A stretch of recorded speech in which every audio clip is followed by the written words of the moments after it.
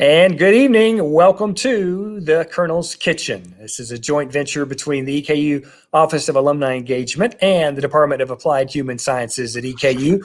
My name is Dan McBride, Associate Vice President for Development and Alumni Engagement.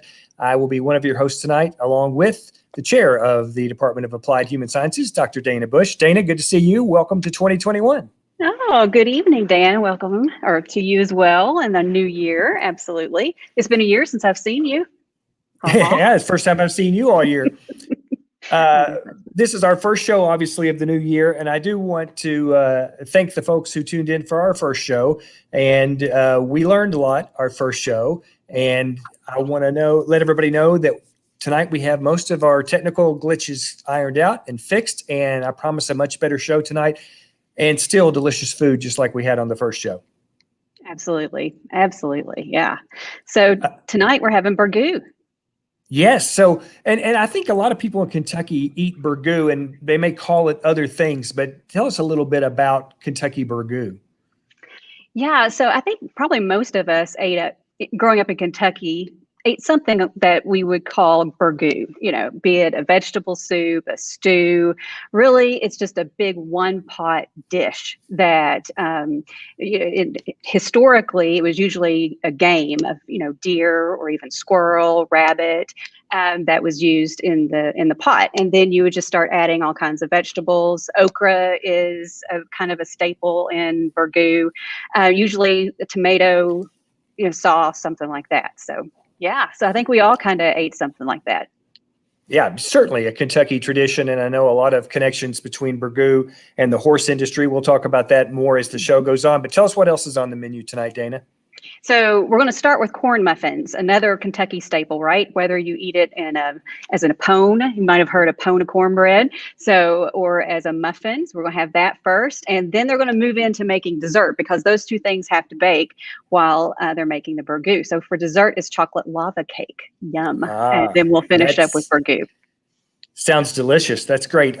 One thing I do want to mention, and I think we should make sure we say this at the beginning of the show so folks know, Café Burrier is coming back this semester, and there'll be an opportunity for folks not to dine in, but to still take advantage of some great meals. That's right. So in February, we will start Café Burrier again. It'll be on Tuesdays and Thursdays. We're doing a pickup or delivery if you're on campus meal. So the students have this opportunity to take a class on quantity foods that prepares them then for their future in restaurants or kitchens and in many different disciplines. So it's really important that our students get this experience. So go online to our website at ahs.edu, and you can check out the menu and make a reservation. And if I'm remembering correctly, double check on the website, but it's $9 and it's a 3-course meal and a drink. I mean, it's unbeatable and it's fantastic. It's fantastic. And folks can either pick that up, or if they're on campus, they can have it delivered on campus as well. That's all right. Yeah. All right. Perfect. All right. Chef Sang, of course, is the guy who makes it all happen with the Café Burrier, and he's also the guy who's going to make it all happen tonight. Tell us who's going to be in the kitchen tonight, Dana. Absolutely. So we have a graduate with us tonight, Jordan Ellis. Jordan's great. I miss seeing him around the building, but he's doing his dietetic internship right now at the University of Kentucky. So we're really proud of him and what he's done. Jordan came to us with a degree in pastry from Sullivan University. So he had some experience there and worked in the Kroger kitchens and pastry. So we have our graduate, Jordan, and then our current student, Bryant Thrasher, who was with us last time. And so Bryant is a current student of ours, also has that background in culinary and a degree. And we've just really enjoyed Bryant being a part of our program. All right. And of course, Chef Sang is back. That's right. And Chef, he's got some great credentials. He's got a degree from the Culinary Institute of America at Hyde Park and a PhD in hospitality. So we're thrilled to have him part of our AHS team. All right. Well, with no further ado, then let's get to it. Let's bring in the kitchen and see what's cooking in the Colonel's kitchen. There we go. There's our guys. How's everybody doing tonight? You guys ready to go? Yes, we are ready to go. Yes, sir. All right. We're going to kick it over to you and let you guys start the show. Okay, all right. Happy New Year. Thanks for having us tonight. So tonight we are going to make a burgoo and the cornbread muffin and the lava cake. So the first thing we are going to present how to make the cornbread muffins. So Brian, could you introduce the ingredient? Yes, I can. So as Chef Sang said, I will be making cornbread muffins, which is an excellent style to Kentucky burgoo. Tonight I will be using milk, cornmeal, sugar, all-purpose flour, a little baking powder, salt, egg, and butter. And melted butter. Melted butter. Yes. Yes, sir. Okay. So I will be using the muffin method, where I'm going to mix my dry ingredients first, then I will mix my wet ingredients, then I will combine the both of them together. Right. And so just, Dana, maybe you can help here. What's the advantage to mixing the wets and the dries differently? So you want all those dry ingredients to mesh together and because if you add just flour then to the wet ingredients, it could be lumpy and all of that. So you want to get all the dry ingredients first and or put them in a side bowl and then just kind of slowly add them into your wet ingredients. So you can set up. As we said, cornbread's one of those Kentucky staples that everybody kind of has their own recipe for as well. I'm always so intrigued by how people make recipes that, I've seen my grandmother make, my mother, my aunt, and, how it might be a little bit different than what we've done.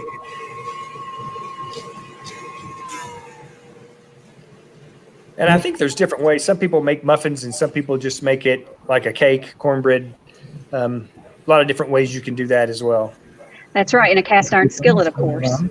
Yes. You put that cast iron skillet. That's the way we grew up doing it. You know, you put the Jordan, cast could you, iron skillet in the yeah. oven and get it really nice and hot, and then you pour the mixture in.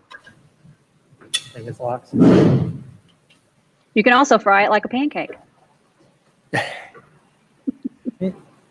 I've had it that way before. Yeah, I do it that way at home when I'm really hungry and I want cornbread now. You know, it's just a lot easier to just kind of put my cast iron skillet on the stove and fry it right there. All right, so we're mixing them together now. Mm-hmm.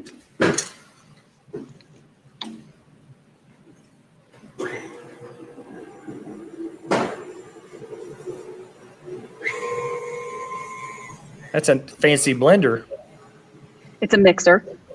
A mixer, not a blender. Very good. Thank you. I'm just glad I'm here. Yeah. Okay. No. Yes. Oh, you and me both. You know, that mixer, let me tell you, the KitchenAid mixer, I guess, And then you can spread the size. KitchenAid's not paying me to say this, but they are wonderful mixers. They're fantastic. I grew up with one, and then when my brother got married, when I got married, my sister got married, that's what our parents bought us, was a KitchenAid mixer. All right, as you can watch, like another, it's very simple. So you can mix the wet ingredient in a bowl, and you can also mix the dry ingredient in a bowl, and you can combine together. And we are going to transfer this one into the muffin tin here.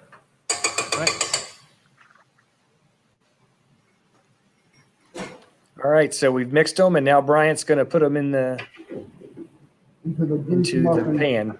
Yeah. So the pan's been greased, so they won't stick. And you only want to fill it about 3/4 of the way in the pan, so you leave your muffin enough room to rise. Yep. So fill it about 3/4 of the way full, because it will rise. It does have 11 ingredients in there with the flour and other things. So. Looks good. Mm-hmm.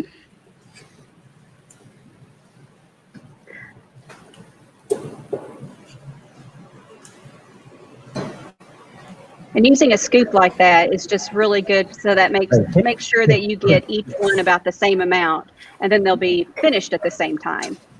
If you just use a spoon or a spatula, sometimes it's hard to gauge how much you have in each cup.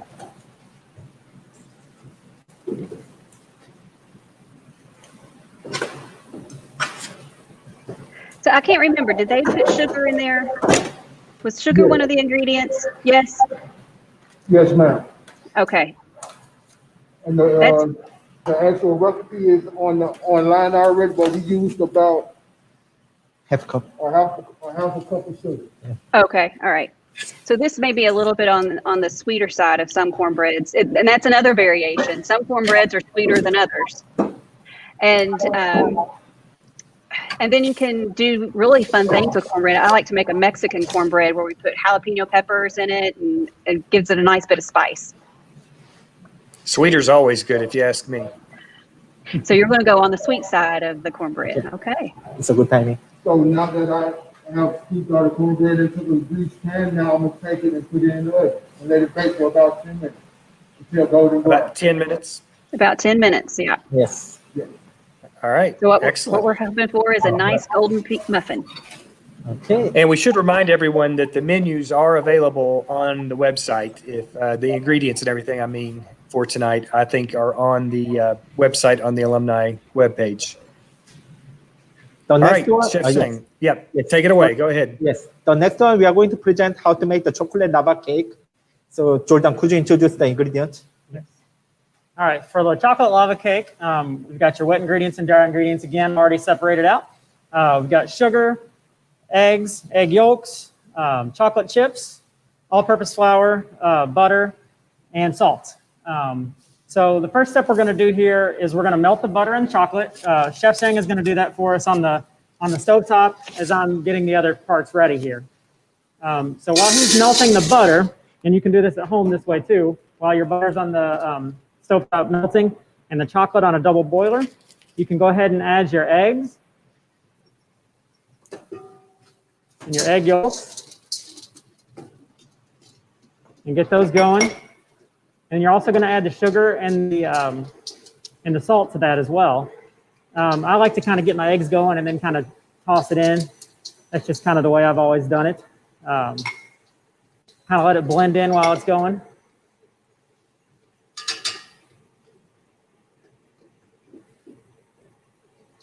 And you're going to blend those just until it kind of gets a little thick and the eggs get a little bit paleness to them. And then after that, after they get thick and pale a little bit and start to set up a little bit, we're going to quickly add in the melted chocolate and butter, fold that in, and then we'll add our flour in. It's a pretty quick and simple recipe, but it's a real crowd pleaser, and kind of impress your friends easily if you just want to have a few basic skills under your belt. Jordan, where does lava cake come from? How does it get its name of lava cake? So the lava cake, you know, whenever you bake it, and you'll see this in the ingredients if you look on the YouTube video or on the recipe. So the sides are going to kind of be cake-like. They're going to kind of set up a little bit, and the inside is going to stay kind of like this gooey, molten deliciousness that whenever you cut into it, it just kind of flows out like a lava. And you know, you may have had these at a restaurant or something, but homemade is always better. You can tell that it's not out of a box. It's delicious, and your friends and family will be very happy whenever you prepare this for them. We're going to keep that going a little bit.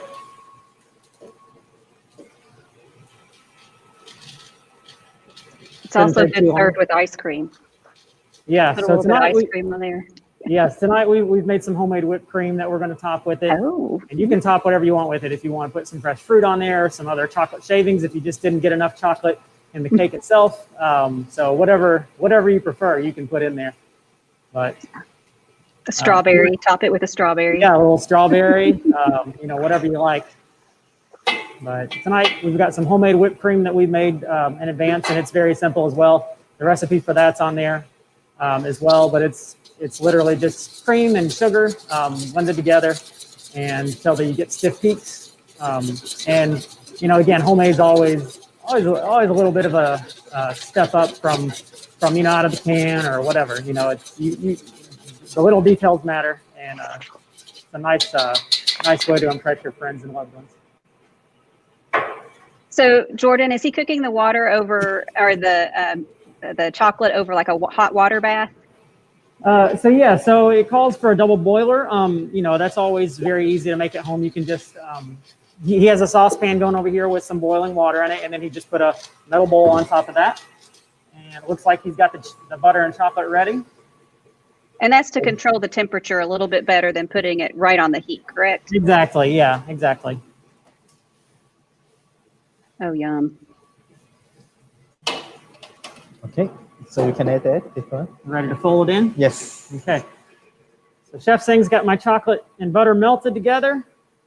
So I'm going to quickly fold it in, and you want to kind of do this quickly because you don't want your eggs to get cooked as you're putting the hot chocolate in there. So keep that going.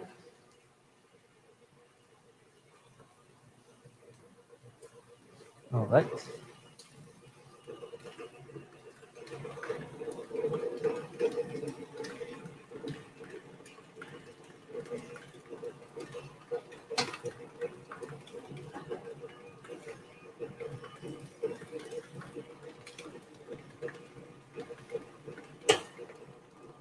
Of course, also be very careful whenever you're using a mixing bowl that you don't get anything caught in the blade or anything.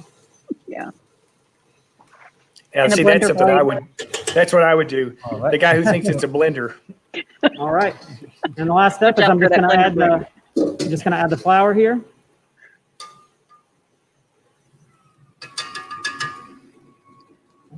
Give a Yes, absolutely. It's always important to scrape the sides down to get any extra flour or dry ingredients that haven't gotten mixed in yet. Make sure you want to get it all incorporated so you don't have flour or anything in your cake whenever it bakes. Make sure it's all incorporated well. Scrape the sides and the bottom. Make sure that there's nothing hanging out down there.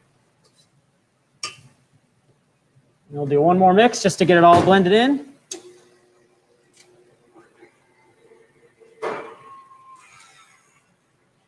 Okay. And now we're ready to put it in our ramekins.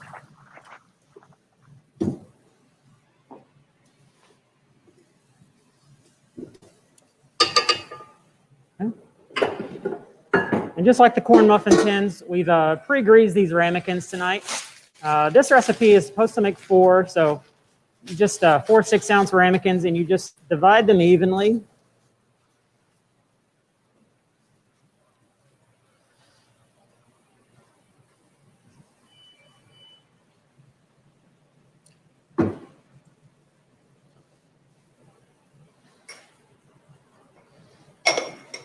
So we're going to end up with 4 little mini cakes, right? Correct. And this actually looks like we may have a little extra batter, which is okay. And if you just have more to bake after these come out. Probably get like 1 more, maybe 2 out of it. The thing I like about this is so far it's been pretty simple. It's been pretty easy to follow Yeah. and pretty easy to do. Anybody could do this at home. Absolutely. It's very simple. Again, but it still is an impressive presentation and taste. So we're going to put these in the oven now. The recipe calls for 450. We're going to put them in. The recipe says for 10 to 12 minutes, but I always like to check them a little bit before just to make sure that they're not getting overcooked or anything. Especially with a lava cake, you don't want the center to get overcooked. You want it to be that nice lava center like you want. So we'll put it in there for about 8 minutes and check on it, and then come back. All right. The next one, I'm going to present how to make the burgoo. Okay. All right. So while he's getting that ready, there's a great view of our kitchen there. Right. Isn't that wonderful? Yeah, I've been able to walk through it as we get ready for the show, and it's great. I mean, you could do a lot of things in that kitchen. I couldn't, of course, but somebody who knew what they were doing do a lot of things in that kitchen. We were able to renovate this kitchen probably 10 or 11 years ago, and to give our students this experience of working in a professional kitchen. So that's a great thing for EKU students. I would think it's a great teaching tool. Mm-hmm. I'm going to present how to make the burgoo. So can you see the ingredients? Like based on the recipe, normally like a burgoo made with the venison and also the beef, pork, and mutton, and also the game birds. Mm-hmm. But tonight I'm going to make the burgoo with the beef, pork, and chicken. And so it's a kind of like a thick stew made with like a meat and vegetables. So you can add any type of vegetables, but there is no standard recipe for the burgoo. So burgoo is the kind of like a Kentucky iconic menu, but there is no standard recipe. So you can add whatever you want, But normally people add vegetables such as the carrot, tomato, and lima beans, and celery, and the corn kernels, and crushed tomatoes and onions. And also, if you wanna have a thick soup, you can also add okra, also cabbage. Okra is the thickening agent. So if you wanna have a thick soup, such as the gumbo, you can add the okra as well. Unfortunately, I couldn't get the okra yesterday at Kroger. Oh yeah. So we don't have okra tonight. So, but if you add a roasted potato, it will provide a potato starch, and when you boil it for 2 hours, simmer 2 hours, the soup will be thickened. So I think tonight Dr. Bush and Mr. McBride will enjoy the soup. All right. So I will show you how to make the gumbo. Okay. So the first one is you have to, if you have so the first one is we need to cook the meat. We need to cook the meat. Could you put out the meat from the hot box? Yeah, we need to cook the meat. It takes time. So yesterday I cooked the meat by using the slow cooker, and I pulled the pork, and I pulled the chicken, and I also pulled the beef, and I will show you. Thank you very much. I will show you this one. So I already mixed the meat. Now you're talking. That looks good. Yeah. Oh yeah. The meat right there. So if you after Thanksgiving, if you have some kind of a meat right there, also you can make a burgoo with by adding the vegetables and with the tomato base, such as the crushed tomato. It will be a best burgoo. Frankly, to be honest with you, I never made a burgoo before I came here. I never know about the burgoo and the hot brown, but it's kind of weird, that I'm showing presenting the how to make the burgoo. But anyway, please enjoy that. So after you cook the meat, the way of making this one is very easy, very simple. Okay, so you can saute the vegetable first. So use the oil here. So you can use the vegetable oil. If you have olive oil, you can also use the olive oil. Okay, and then you can saute the onions and carrots and celery. This is known as the mirepoix. It's a good combination. Mm-hmm. And it provides aroma, right? Yeah. And you can saute a little bit, about 30 seconds. Yeah, so that's a basis for a lot of recipes, a lot of stews, even pastas, different dishes that will start with those 3 ingredients. And you can add this one. This is chopped garlic. And you can also saute. Oh, we need smeller vision right now to smell that garlic. Okay. Then you can add the tomato here.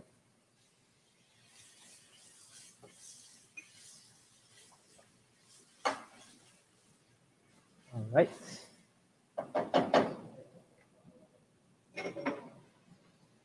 And then you can add the meat here. All right. You can add the meat. Oh, I'm sorry. Meat here, and then you can. Is that all 3 meats saying together?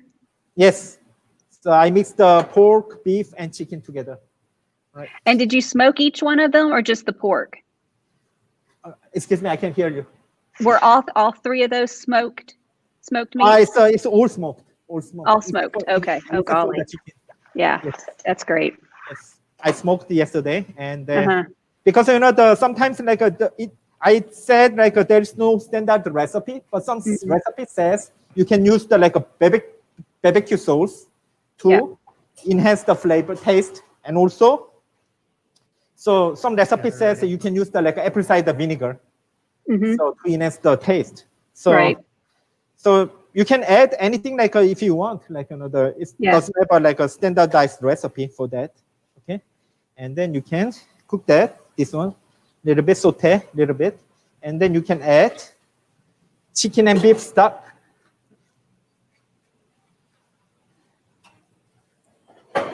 So Sang mentioned this is a good thing to do with leftovers. I use, if I've made a big pot roast and we have some left over, that's kind of my basis for my vegetable soup or burgoo, whichever way you want to say it. Yeah. Yeah, that's the way my mom did it. Mm-hmm.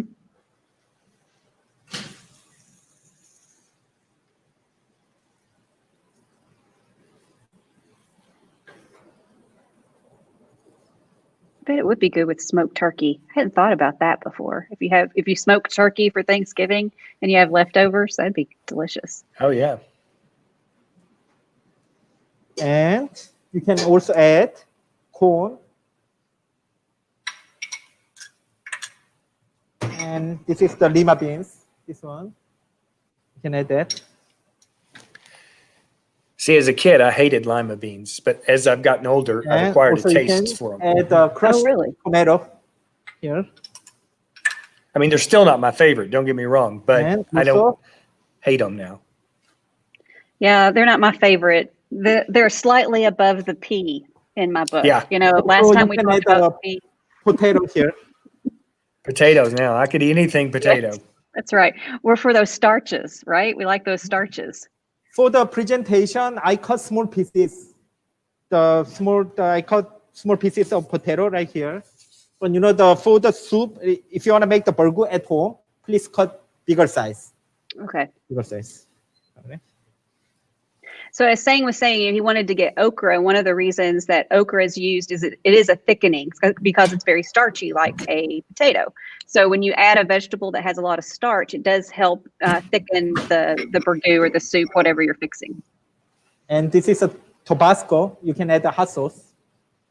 Okay. And Little kick. Yeah. this is a oyster. Okay. You can add that. And then you can season with salt and pepper.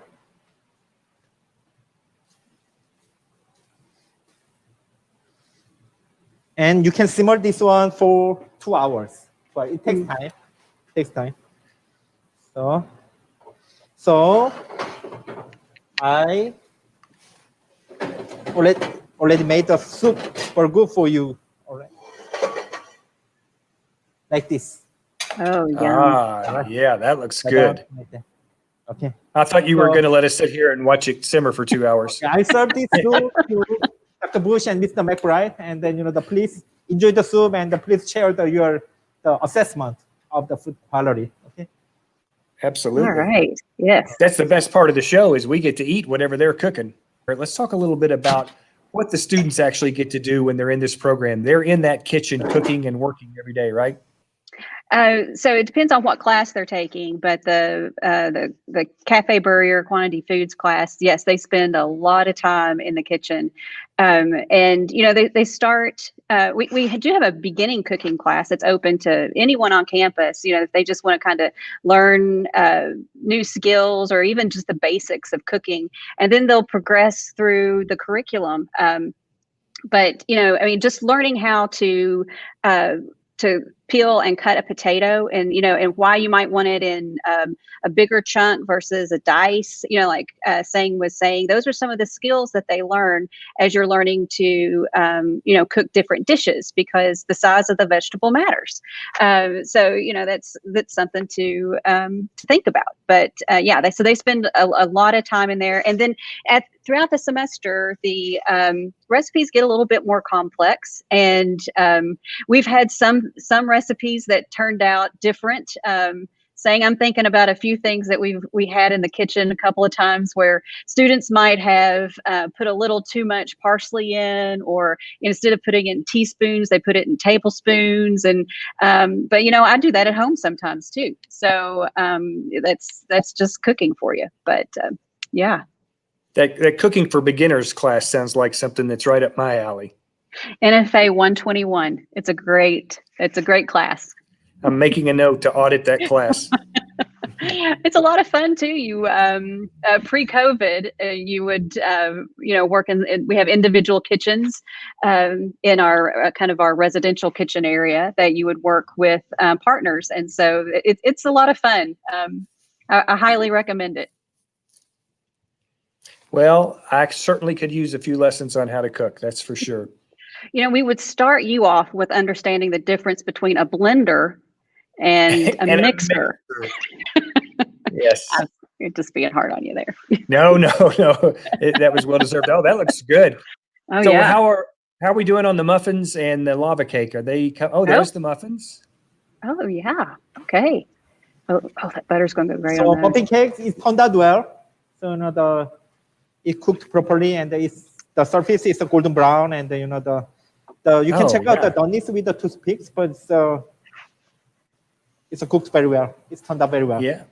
All right. And the lava cake. Lava cake. Yeah. Yes.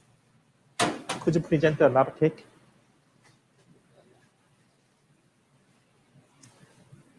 I'm going to show them how to do this real quick. That's okay. Is that okay? Yes. All right. And use this. Okay, so I tried this out over there to make sure that it came out all right. The lava cake, when you take it out, it's easier to go around the edges with a knife, just to kind of free it from the sides a little bit. And then you want to use an inverted plate to flip it on, like so. And you need your other plate that you'll set it on whenever it comes off.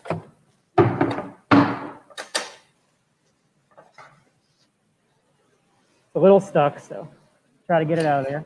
There we go. So you're going to flip it out just like that. And then when you're ready,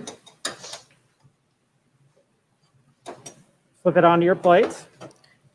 We can put a dollop of homemade whipped cream on top. Top it with whatever you like. It'll be like that. Okay. It'll be right there. All right. That looks delicious. Oh, fantastic. Yeah. And I'll have a Coke, by the way. Steve, make sure if you're going to bring it to me, I'm going to splurge tonight and have a Coke. I think Chef Sang's hooking you up with Coke. Excellent. Now we did use the convection oven here at the Café Burrier tonight, and it cooked a little quicker than what I did at home. In my home oven, it took about 10 minutes to cook the chocolate lava cake. Here, it took around 7 minutes. It just cooks a little faster with that even distribution of heat in there. Okay. So Jordan, let me ask you, how do you know when the lava cake is done? Because the inside is lavish. Right, exactly. So it's a little trickier than your usual cakes because at home, when you cook a cake, you can either stick a toothpick in there to see, or if you're really good at just being able to tell by sight or to gently touch it and it bounces back, it's done. But with a lava cake, it's still a little bit soft in the middle. So the best way to be able to tell is to look at the edges, and the edges will kind of start to come away a little bit from the side a little bit, and they'll kind of have that normal cake look to it. But it will be normal for the center to still look a little bit underdone. Okay. Yeah. Could you set up the other one? Yeah. One more, please.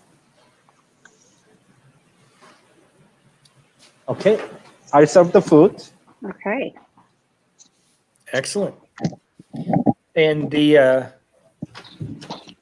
think Burgoo is one of those things that's good any time of year, right? I mean, it's not something that I think of it as a winter food for some reason, but I think it's one of those things you can eat just about any time of year.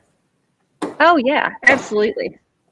I love soup. I often said that if I ever opened a restaurant, it would be soup and pie, because you have Soup and pie. they're good, great comfort foods, right? I mean, when you're feeling a little down, you're not, got a little sore throat. What do you want? Some soup, So yeah, eat it anytime, all year round. All right, so I've got mine here, and it smells wonderful.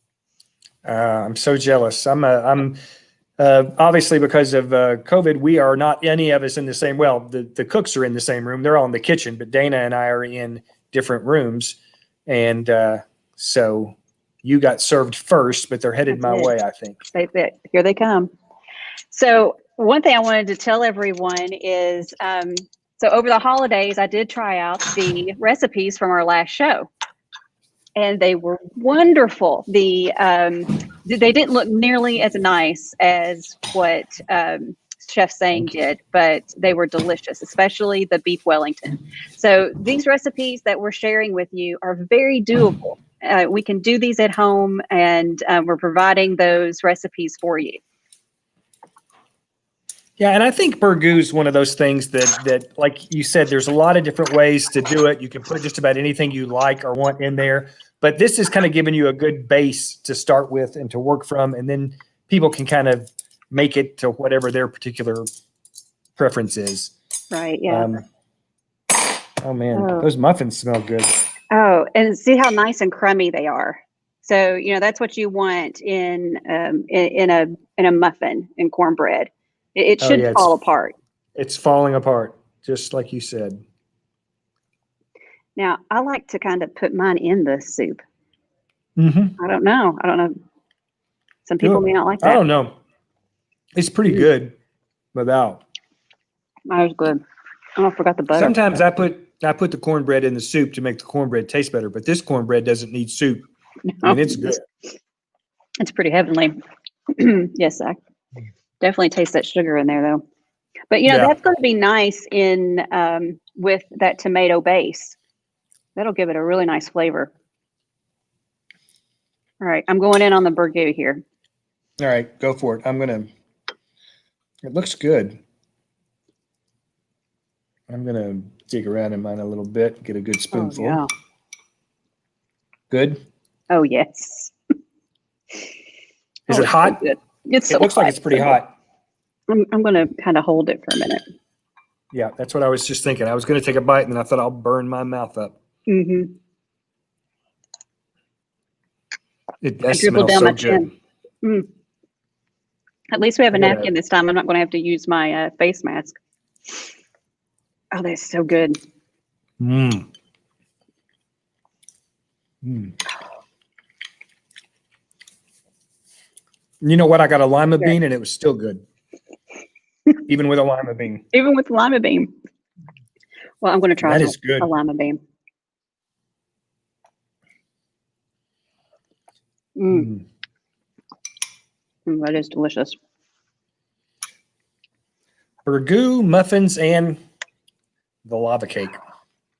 So normally I wouldn't go out of order like this, but I can't wait till I eat all the burgoo before I do it. So I'm going to try the lava cake. Oh, first thing I noticed, the fork just goes right through it. Mm-hmm. Oh, yeah, and it's nice. Oh, it's gooey. Is it gooey? Mm-hmm. Oh, my. Oh yeah. Wow. Oh, I don't know. I don't know if you can you see it all the way over there? The nice the Oh, good, lava yeah. coming out of it. Yeah. Yeah. Oh. Oh, that's so good.